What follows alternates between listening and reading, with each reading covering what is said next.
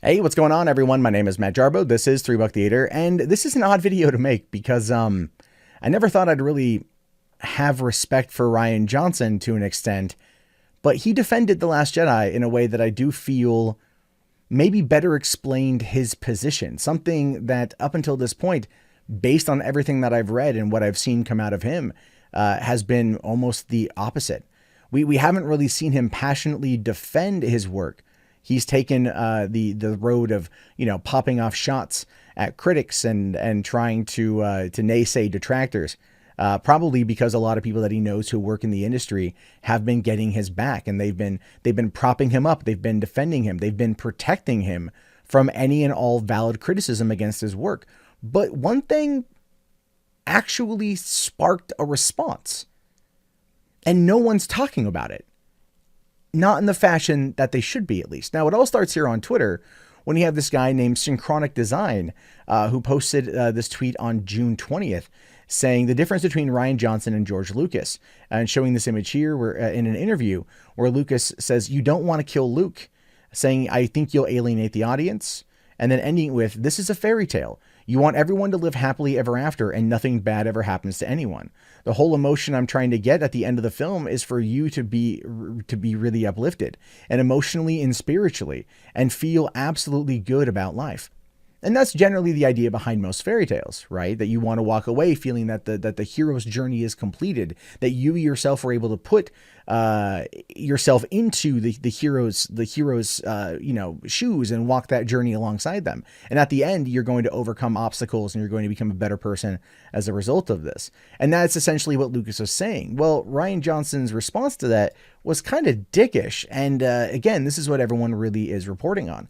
Now, on this particular Twitter thread, he responds back by saying, "Huh," and posts photos here of Uncle Owen and Aunt Beru. For some reason, it's not working very well. You can see Uncle Owen and Aunt Beru, Vader killing Obi-Wan, Luke losing his hand, and Yoda dying, right? And that has gotten a lot of response from people. They're like, "Oh yeah, haha!" And there's more images that he showed as well. He's obviously trying to showcase that death happens, that chaos happens, that these tragedies happen, and that at the end of it, you're not necessarily going to feel good. Well, true. Every hero is going to encounter strife. They're going to encounter conflict. They're going to encounter moments that define who they are. It is part of the hero's journey. Uncle Owen and Aunt Beru being mercilessly burned alive by the Empire was what put Luke on the path to becoming a Jedi. Obi-Wan dying is another thing that put Luke on the path to becoming a Jedi. But at no point in time did he ever lose that ability to be optimistic. Did he ever lose the semblance of right and wrong? He never had to question those things. Empire Strikes Back, he lost his hand. That was part of the journey. That was him losing part of who he was because pride had set in, and pride cometh before the fall. It was very much a parable that you would learn in a fairy tale about the actions, about actions have consequences, and these things can happen. Yoda dying, a mentor dying is that was just Yoda dying. I get it. Yoda felt that his journey was complete. He felt that his time was done and it was time to move on. And again, another mentor passing on, but they had passed knowledge on to Luke, who could then carry that torch going forward. Again, another real sign of the hero's journey. And that's one of those things to be considered in this particular regard. Now, again, everyone reported on that particular exchange, but they didn't really report on what happened afterward. And this is where I feel they should be. Now, again, on Twitter, you've got Synchronic Design saying here, "I appreciate the response, Rian. My main gripes are that you abandon the spirit and the heart of Star Wars in favor of your own ideas, opinions, and mindset. Rather than continuing a 40-year legacy, Skywalker and the rest of almost everything in the film subverted all that was." Which, again, is a very astute and well-formulated point. Now, Rian Johnson responded, and again, this is what I feel he defended here. And I want there to be some, at least, talking about this. He says, "For me, The Last Jedi 100% distills what the spirit and heart of Star Wars has been in my life. But yes, it is personal. It's a certain POV, and it has to be. The originals are personal for George Lucas, and that's why they're alive. Star Wars films will truly betray the heart and spirit of the originals if they lose that." Now, we'll talk about that here in a second, but Synchronic responds back with, "I understand what you're saying, but I believe that with Star Wars, it should be always be continued in the vein of its creator, George Lucas. It's almost biblical in its nature, and many see twisting it and molding it into your own vision as blasphemy. Now, Rian Johnson didn't respond back to that because I don't think there's much you can really say back to it. That's a very, again, fair and astute criticism. People look to Star Wars as continuing Lucas's legacy. Kathleen Kennedy promised to continue Lucas's legacy. And what we got in The Last Jedi was anything but Lucas's legacy. But when he comes out here and he defends it in just this one tweet, I think I understand it a bit more. When he says that this is 100% of what Star Wars has been in the spirit and heart of my life. Now, that's what he's referring to. It's his life. It's him taking what Star Wars means to him and telling that story. And he says that it's a certain person, point of view, and it has to be that he was telling that point of view. He's telling that story, a story about ego, and a story about not everything is going to be wrapped up in a nice, neat little bow, probably, and that life is messy. But then also that through struggle and legend comes a resurgence of hope, perhaps. Because that was maybe what he was trying to get to towards the end, was that things needed to change in order for them to win. They had to lose in order to be able to come back stronger. And perhaps he's assigning that to his own life. I clearly am speculating. I don't know much about Rian Johnson, his personal life, but at least what he says is that he made this for him. That's what he's saying. Now, I in no way agree with that, right? Now, if I were ever to write a Star Wars story, which I hope to one day be able to, I'd love to, I would tell a story, yes, that's personal to me, but I would still tie it into the larger, grander narrative. The response from Synchronic Design about it being almost biblical is so true. People view Lucas's original vision, even for the prequel trilogy, as being the mold for what Star Wars is. And yes, we have gotten offshoot stories before that were different. Look at Knights of the Old Republic, KOTOR, set 4,000 years before the events of The Phantom Menace. And as a result of that, it's a much different world, but it was still told in the way that George Lucas would want to approach a story like this.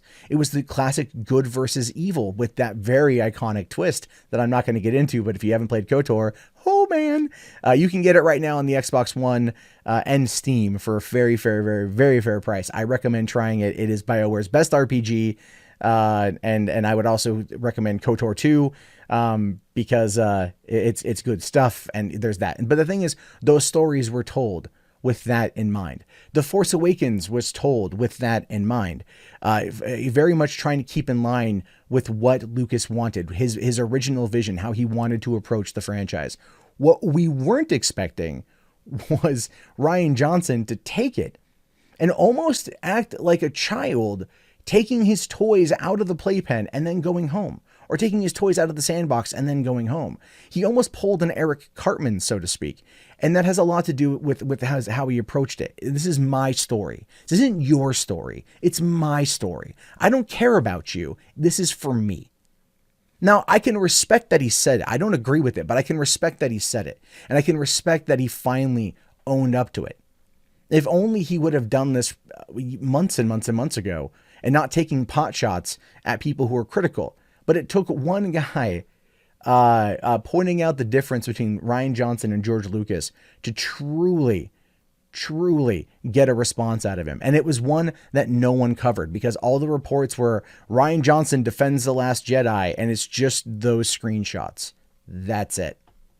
But never getting to the meat of the conversation, never getting to a one-off tweet a week after the original was posted that allows us a brief look, a window into what Rian Johnson was thinking when he made The Last Jedi. And I think that is fascinating, because now we know where his mind was. Now we know that he was being selfish.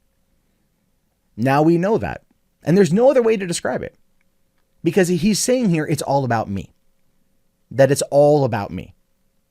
Whereas the other ones, J.J. Abrams made it more about Lucas, right? Dave Filoni approached the Clone Wars and Star Wars Rebels under the guise of Lucas, at least with Clone Wars, and kept to that vision, kept to that mindset, treated it as if it was biblical. Rian Johnson did not, because Rian Johnson selfishly defends Star Wars. The Last Jedi is his and his alone. That's where we find ourselves at the end of this. And I hope that people who watch this, who aren't just here for, confirmation bias that they don't like it, that they actually pay attention to this, can see he doesn't care about the fans. Because the response that he says here, the response that Synchronic Design gave him about it being almost biblical and really nailing that point home, got no response. Rian Johnson chose to ignore it, and I guarantee you he saw it. Because he doesn't care. Star Wars is his. Luke is his. Leia is his. Akbar is his. Poe Dameron is his. Rey, Finn, Maz Kanata, they're all his. As a fan, I can honest to God tell you, I am so thankful they're not his anymore. He had it, but his selfishness ruined it. And there's no other way to describe it. But I put it to you. I wonder your guys' thoughts about this one. Let me know in the comments below. Am I going too far with this? Am I reading too much into this? Or does this seem like pretty spot on? What do you think of Ryan's response? I'm very curious to know what you guys think about this. Let me know in the comments. My name, of course, is Matt Jarbo. This is 3 Buck Theater. I'll talk to you guys later. Have yourself a great day, and peace out.